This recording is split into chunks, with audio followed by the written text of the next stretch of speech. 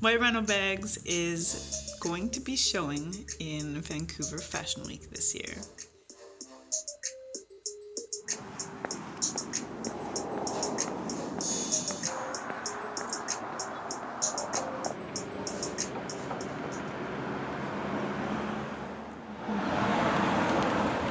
So I spent most of last night obsessing over what I was gonna do. The goal is 10 looks. I spent a lot of last night sketching and kind of mapping out what the ideas are going to be and what the different looks are going to be, colorways, textures, that kind of stuff. So now is the fun part where we get to go and start looking for materials which we can upcycle to create these looks. In terms of a budget, I really don't have one, so being able to upcycle is really kind of a saving grace, because otherwise I don't think I would be able to afford doing this fashion show. So yeah, now we are on the hunt for some great materials that we can upcycle.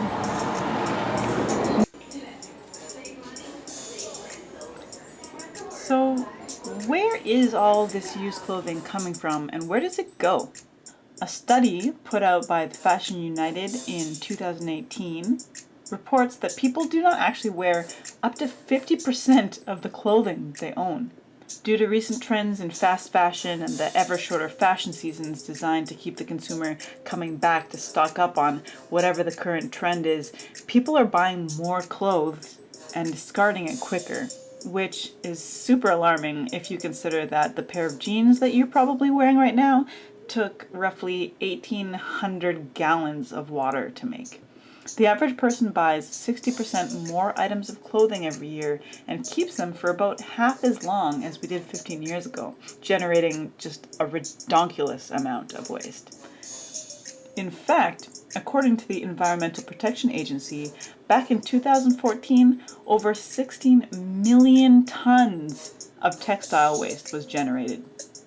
Of this amount, 2.62 million tons were recycled.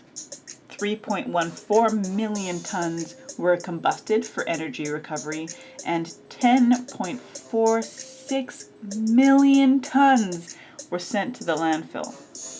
Only about 0.1% of recycled fiber collected by charities and take-back programs is recycled into new textile fiber.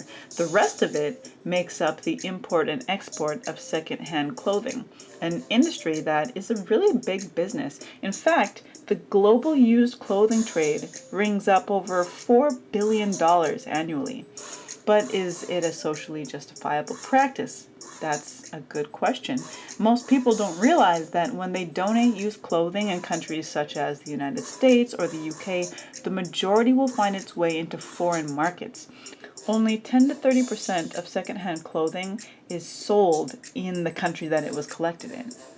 The leading export destinations include places like Poland, Ghana, Pakistan, the Ukraine, and Benin, which has caused a great deal of debate over whether this is socially sound, as this import stifles the local garment production industries in those regions.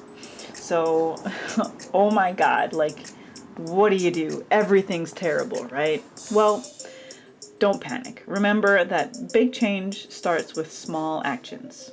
So, buy less, use for longer, donate, upcycle, recycle, or gift unwanted clothing, purchase secondhand, and remember, you vote with your dollar.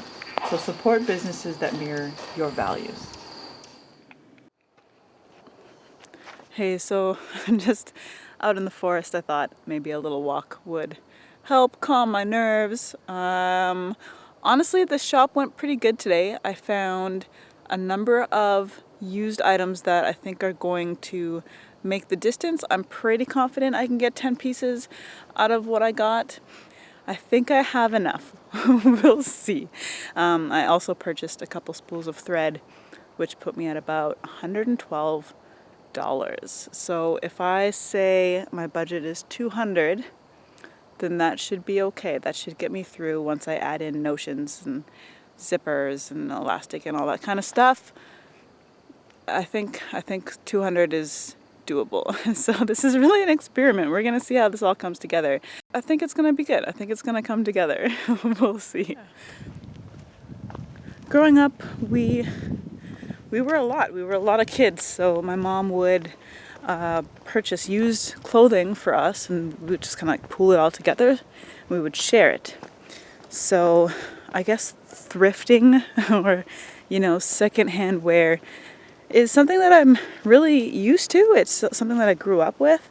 And to be honest, I really resented it as a kid because I felt like all the other kids had, you know, the new cool clothes, and me and my siblings always had just really ragged, dumb clothes that were clearly secondhand and out of date, and we all shared. So, you know, kids can be mean. Kids are super mean, and a lot of pecking order, I think, when you're a kid, comes down to how you look or how your family looks. And there's a lot of comparing that happens. You know, where are you on the social ladder compared to the other kids in your grade? So I didn't like it.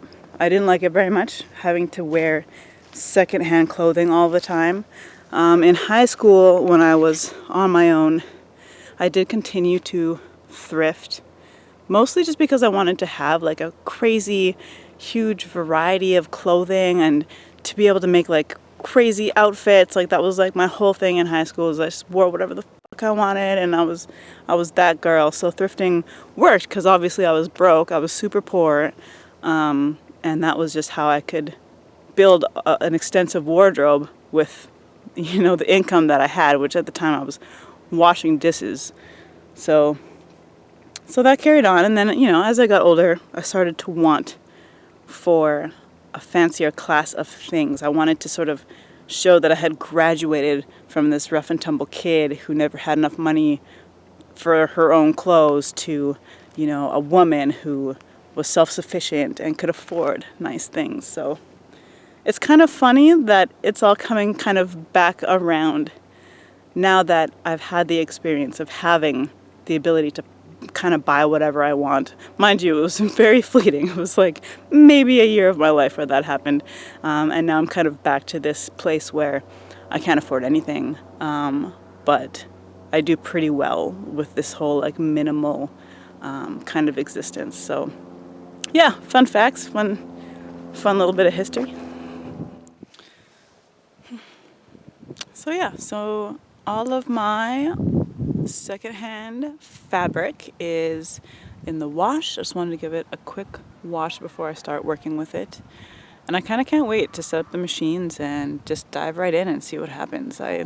It's always that exciting moment when the stuff that's in your head gets to like come out and become a reality, and it kind of changes and morphs as, you know, as everything unfolds. So yeah, looking forward to it.